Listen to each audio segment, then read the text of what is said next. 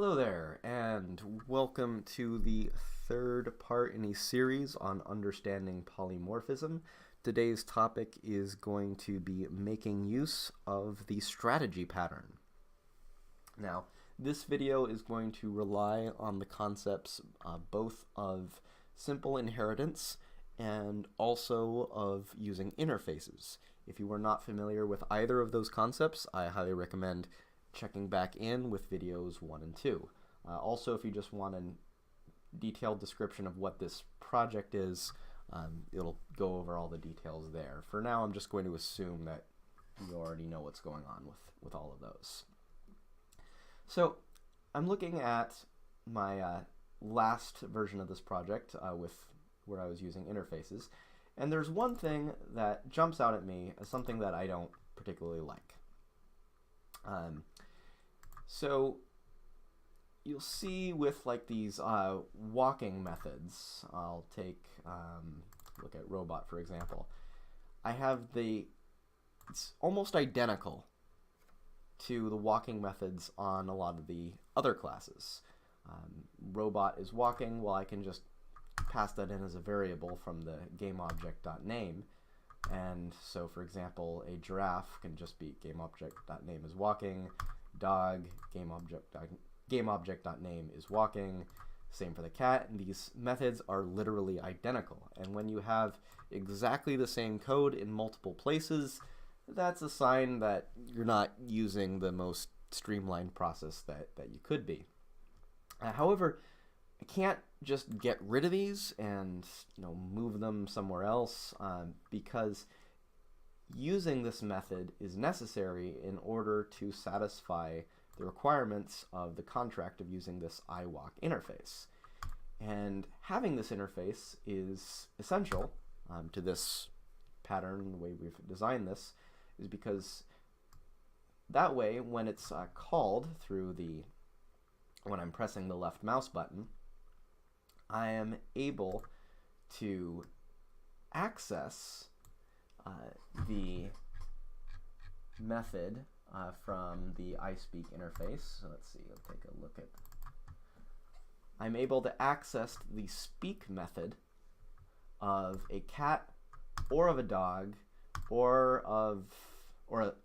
the walk method of a cat or of a dog or of a giraffe or anything that implements this interface. Again, if I go back here, I don't need to type check and say, does this have a dog component? Does this have a cat component? Does this have a giraffe component? I don't need to go into all that type checking because I know anything that can walk implements the iWalk interface, and so I can just access the walk method from there, and polymorphism will just translate that into calling the method in whatever script needs to be called.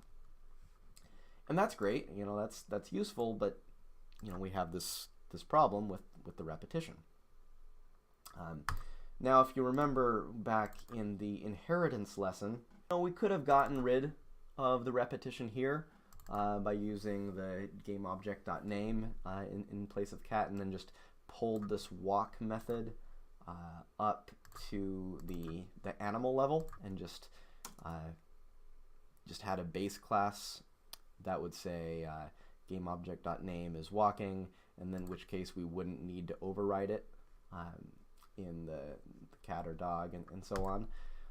So this inheritance model had an advantage of being able to cut down on code repetition, but again, the reason we switched from this to interfaces is because this simple inheritance model got very bloated once we started adding in lots of other animals that didn't really fit a simple inheritance chain. So take a look at a comparison of these models that we've used in the past. Both inheritance and interfaces had that effect of a switchboard where you could call a method without necessarily knowing exactly what component it's in. Inheritance, you're using an abstract method that delegates downwards. And interfaces, you get that same effect by just implementing the interface. Inheritance was great for code reuse, but not very flexible. Interfaces are highly flexible, but you have to define the methods in every implementation of them. What we're going to deal with today uses elements of both of these in order to get the best of both worlds. So let's take a look.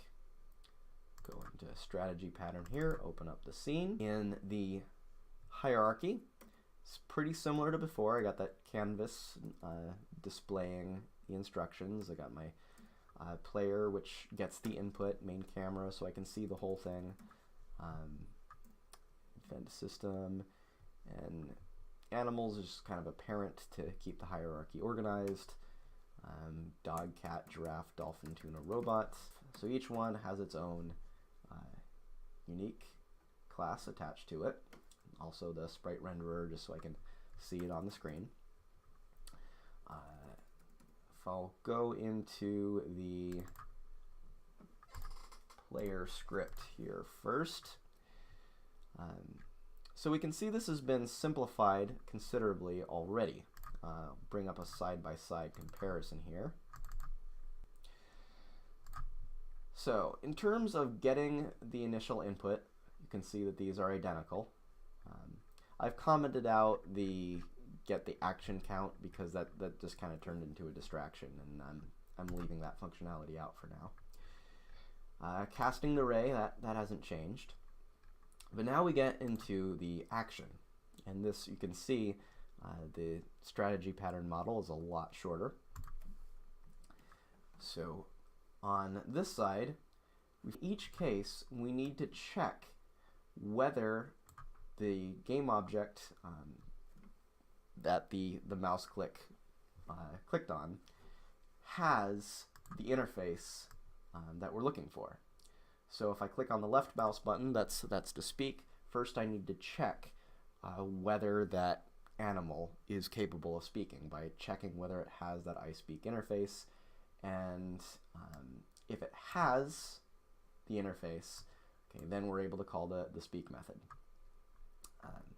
Same thing with the right mouse button with walking, and the space with swimming. Over on this side, however, we just have a call to character.performSpeak, and character get component character. So let's take a look at what that character class, what's going on with that. So here's my base class.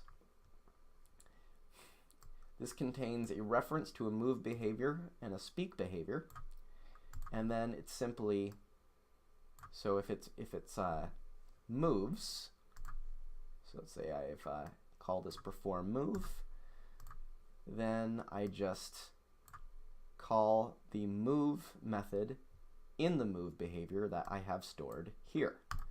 Same thing for speaking. I just call the speak method in the speak behavior stored here. Then that one delegates downwards to, well, first it goes through animals, and then to, for example, a cat. Actually, I think I'm going to go over to my behaviors next. So if I take a look at my move behavior. So again, this was called by character. This is the thing that's stored here.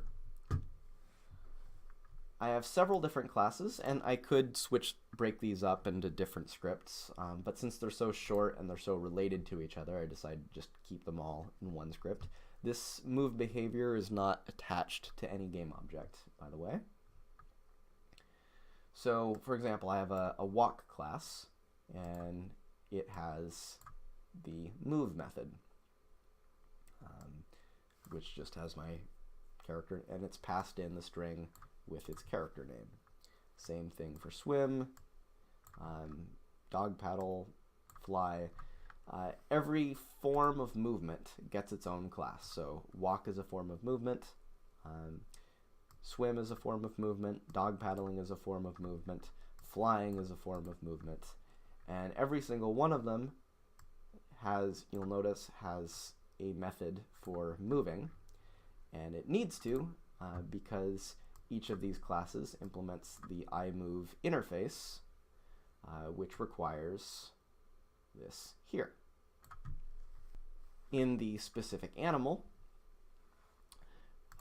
this is where we actually assign these fields. So they've been declared here, and what determines whether an animal actually, does this or this or this comes down to the specific implementation, where just on start we assign speak behavior to be meow. Or I think a better example, a move behavior is walk. So the cat is going to receive a instance of the walk class and have it assigned to its move behavior here. So that way, when there's a perform move, this method is called. Likewise, when a perform speak is called, well, that's going to go to the meow class, and so the speak method in the meow class is called. And again, we have that iSpeak interface up here, which requires the speak method, which is what the squeaking and the silence and the whistles and the meows and the barks all have in common. So that, is a lot of code. We're jumping around to different places. So I'm going to bring up a diagram that kind of shows what's going on here. So if we were to draw out how this entire program is working, we have our character class. Animals and robots both inherit from character. Right now, animal and robot aren't really doing anything themselves. Animal's just an empty class that inherits from character, and cat inherits from animal, so that it ultimately goes up to character. My reason for that is just in case I want the robot to do something that's unique to robots that I don't want shared with animals, and vice versa.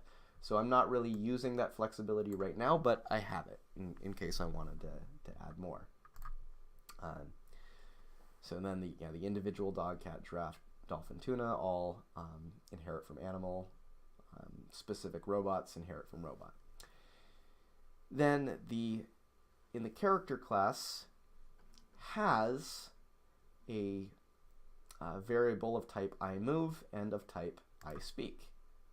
Again, you can see that that's these two right here. This is what it means when we say that it has them, is that it has variable reference with those data types. And iMove is implemented by walk, swim, dog, paddle, fly, and so on. iSpeak is implemented by bark, silence, meow, bleep, whistle, and so on. And so that's the big picture of what's going on.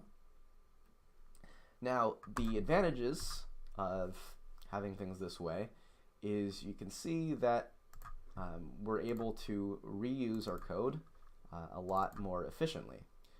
So let's say if I compare, say, my dolphin to a cat, you can see these classes are very short. All that they have to do is set which implementation of speaking the dolphin has, and which implementation of moving it has at the beginning. It's also very helpful in that because there's that lack of repetition, it's very easy to extend things out. So for example, if we wanted a character, multiple different characters to be able to fly, all we need to do is create a new fly class that implements iMove, and and fulfills the interface requirements. At which point, anything that we want to fly, say robot, we can just set its move behavior to fly, and that's all it takes to switch it from making it a walking robot to a flying robot. It's that easy.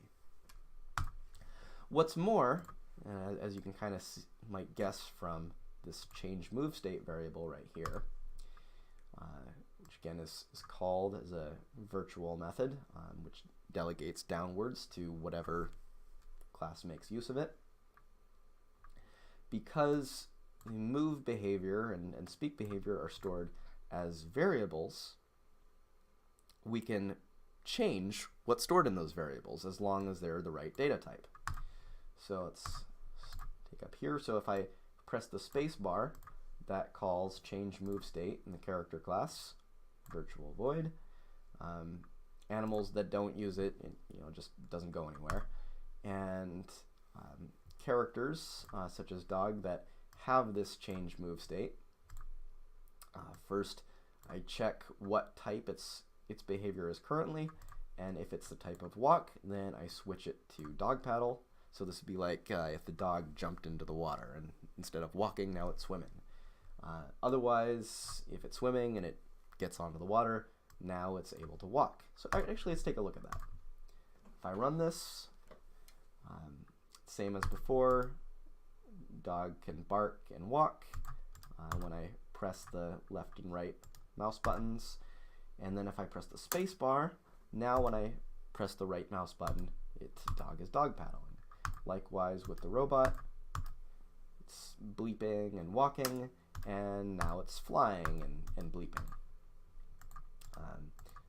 And all the other animals behave exactly the same as they did before.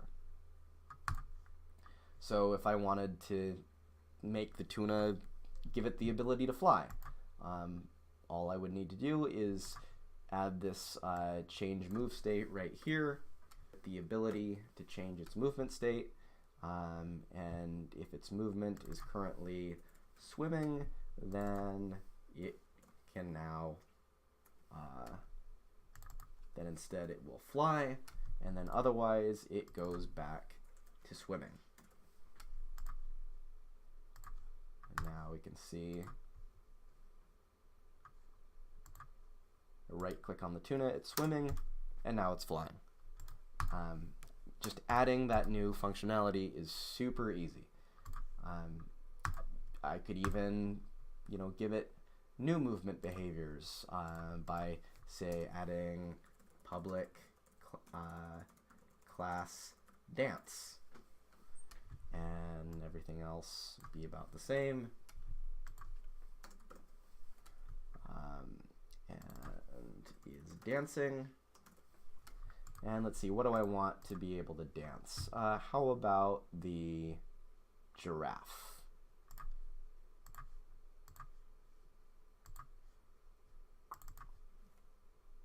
Okay, and now I can just, and I won't use the change movement behavior, I'll just say dance right there.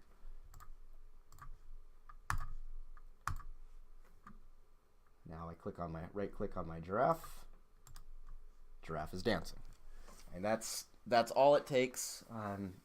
So it's even more flexible than before. It can be dynamic, can change, and very short. Like again, so like this is my cat script here. So if I look at my interfaces version, this is what my dolphin was like before. It has to have its own speak method, its own swim method, which doesn't seem too bad because these are just one line, but imagine that these were much more involved. Whereas now, all I'm doing is assigning behaviors to it. And this whistle method could be 1,000 lines long, and this script would still look just like this. The only thing that I would have to change to increase the complexity of whistling would be adding code here right in whistling. So I would be working directly by changing behaviors rather than by messing with individual animals. Right, so that is it for strategy pattern. Hope that was helpful. If anything was confusing, please ask about it in the comments. That's all for now. So if you found this video helpful, don't forget to like and subscribe.